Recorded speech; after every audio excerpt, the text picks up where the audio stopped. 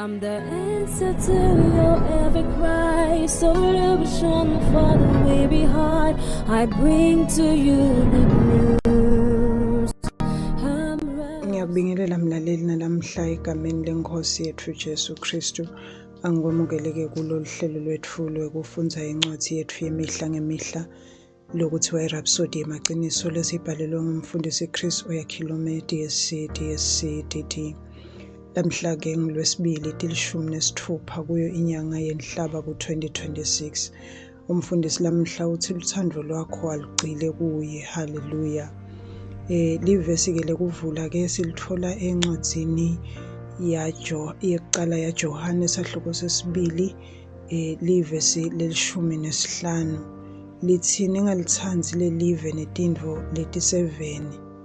Nangabe umuntu wathandza live, luthando lwababe alukho kuye. Haleluya.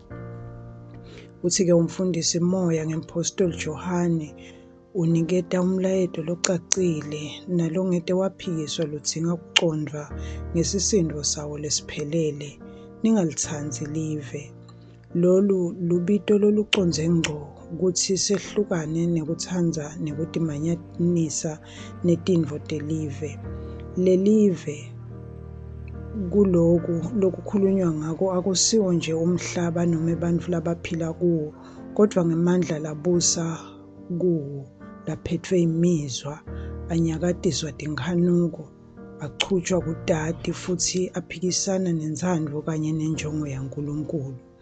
Kuletsa umlayeto lomcoka wakamoya lokuba seKolose sahluko sesithatfu livesi lekucala uyevesini lesibili lithi nangabe-ke navuswa kanye naKristu funani tintfo tasezulwini lapho Kristu ahleti ngesekudla saNkulunkulu. Nakekelani tintfo tasezulwini, ninganaki tintfo talapha emhlabeni. Luthando lwakho kumele lube kubabe. Luthando lwakho kumele lugxile emacinisweni asezulwini, hhayi etintfweni talelive. Uthi-ke umfundisi awuphindze ufunze lo mbhalo lesivule ngawo ngasekugcineni. Uthi nangabe umuntu atsandza live, luthando lwababe alukho kuye. Lokhu kuyakhomba ukuthi le ndzaba ayisiwo njengekuchumana kwangephandle noma ebudlelwane nelive, kodwa luthando lwangekhatsi. Kungaleso sizatfu lesibonelo saDemasi encwadzini yesibili yaTimothi sahluko sesine sinemlayeto lomcoka kangaka. Encwadzini yaPawula leya kuFilimoni, Demasi wabalwa kanye nalabebasebenta naPawula, labambalwa nalabebahamba naye enkonzweni yakhe, labawabona emandla kaNkulunkulu. Kodwa encwadzini yesibili kuTimothi sahluko sesine ivesi lelishumi, Pawula uthi Demasi sewungibalekile waya eThesalonika ngenxa yokutsandza lelive. Kuphahluka kwaDemasi emsebentini weNkosi bekungumphumela weluthando lwakhe, watsandza tintfo telive.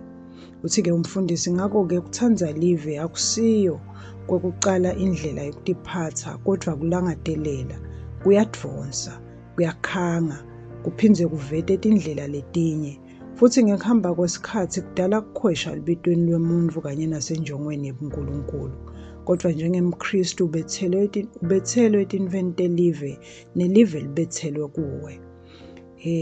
Incwadzi yabaseGalatiya sahluko sesitfupha livesi lelishumi nakune lithi kodvwa akube khashane nami kutigabatisa ngaphandle kwesiphambano seNkosi yethu Jesu Kristu.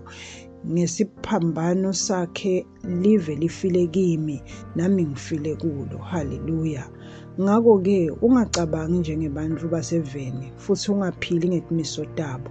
Tsandza uNkulunkulu ngalokuphelele futhi ngeliciniso, futhi uphile ngekucondza bunye bakho naye, nekwehlukaniswa kwakho wehlukaniselwe yena. Vumela livi lakhe lihole impilo yakho. Vumela luthando lwakho ngaye lukuhole tonke tikhatsi. Haleluya. Lokhu-ke ungakufundza encwadzini yesibili kuba seKorinte sahluko sesihlanu livesi lelishumi nakune uye evesini lelishumi nesihlanu. Nangu-ke umthandazo asithandaze mlaleli. Babe lotsandzekako, ngiyakubonga ngekukhanya kwelivi lakho lokucondzisa inhlitiyo yami entsandvweni yakho. Luthando lwami luconze kuwe, futhi ngihamba ngekucondza kubusa kwami ngetulu kwetimo talamhlabeni. Ngiphilela wena, ngiphilela kugcwalisa libito lwakho nenjongo yakho ngempilo yami. Egameni laJesu. Amen. Kuchubeka nesifundo mlaleli utawufunza incwadi yaJakobe isahluko sesine livesi lesine, incwadi yabaseRoma isahluko sesiphohlongo livesi lesihlanu evesini lemfica, incwadi yaMateyu isahluko sesithupha livesi le21 kanye nencwadi yaJohane yekucala sahluko sesibili livesi le15 evesini le17. Bese-ke kuthi ehlelweni lokufundza iBhayibheli ngeminyaka munye, namhla-ke khona kufundwa incwadi yemsebenti yabapostoli sahluko sesithupha livesi lekucala evesini le15 kanye nencwadi yesibili yetikronike sahluko se26 uye esahlukweni se28. Bese kuthi-ke ehlelweni lokufundza iBhayibheli ngeminyaka lemibili, namhla-ke khona kufundwa incwadi yesibili yabaseKorinte sahluko sesine livesi le7 uye evesini le18 kanye nencwadi ya-Isaya sahluko sesibili. Haleluya.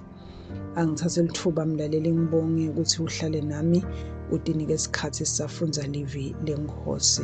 Inkosi-ke ikubusise, sibonane kulokulandzelako. Cela ngemlaleli ukuthi uma ngabe bowusengakayemukeli inkosi yethu Jesu, umane usho nanga emagama emva kwami uwasho ngenhliziyo yakho yonke. Haleluya. Thani Nkosi nkulunkulu, ngiyakholelwa ngayo yonke inhliziyo yami enkosini Jesu Kristu, indvodzana yaNkulunkulu lophilako. Ngiyakholwa wangifela nekuthi uNkulunkulu wamvusa kulabafile. Ngiyakholwa uyaphila lamuhla.